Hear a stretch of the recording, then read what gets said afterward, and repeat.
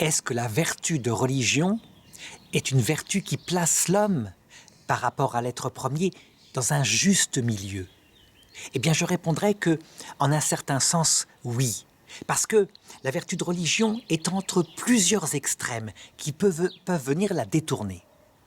Par exemple, lorsqu'un homme, découvrant qu'il existe un être premier et une vie après la mort, en arrive à mépriser cette vie terrestre, y compris chez son prochain, voire, pourquoi pas, à le massacrer, puisque de toute façon, il y a une vie après la mort.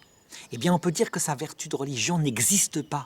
Il est tombé dans un excès qui lui donne de considérer Dieu et de ne plus considérer celui qui est proche de lui. À l'inverse, lorsqu'un homme n'a pas assez de ferveur religieuse et qu'il considère que ce qui compte, c'est uniquement la vie terrestre, et d'être heureux maintenant, et on ne sait pas ce qui se passe de l'autre côté, donc autant en profiter maintenant, eh bien, il affame une partie de son esprit. La partie de son esprit qui cherche à savoir à quoi sert cette vie terrestre est sous-alimentée. Il va se développer dans un tel homme des angoisses étranges, des angoisses que ne comprennent pas, d'ailleurs, les médecins de l'âme, parce qu'ils disent « cet homme a tout pour être heureux sur la terre, il a de l'argent, il a une famille équilibrée, il a tout, et pourtant, il va mal, il angoisse dans son âme. Qu'est-ce qui se passe ? En réalité, c'est parce que l'homme ne peut pas se passer de la certitude que sa vie a un sens ultime et qu'elle se prolonge même dans l'éternité. Certains diront, mais ce n'est pas vrai.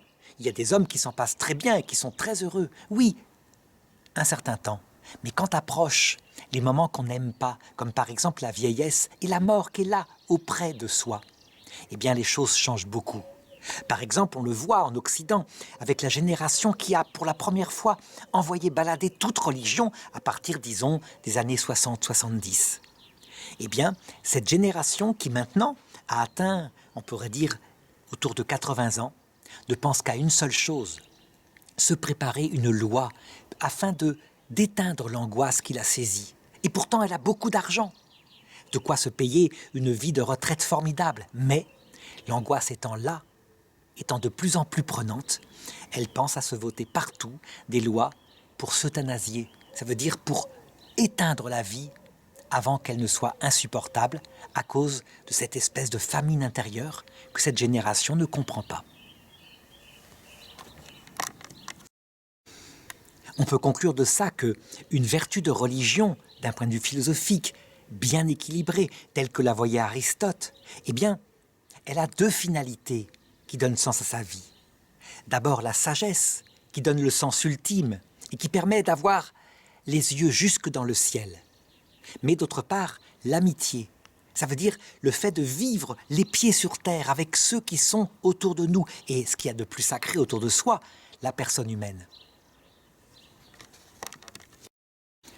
Lorsqu'un sage et un homme prudent possèdent ces deux choses, sagesse et amitié, on peut dire qu'en ce qui concerne sa vie terrestre, il a trouvé le meilleur équilibre possible.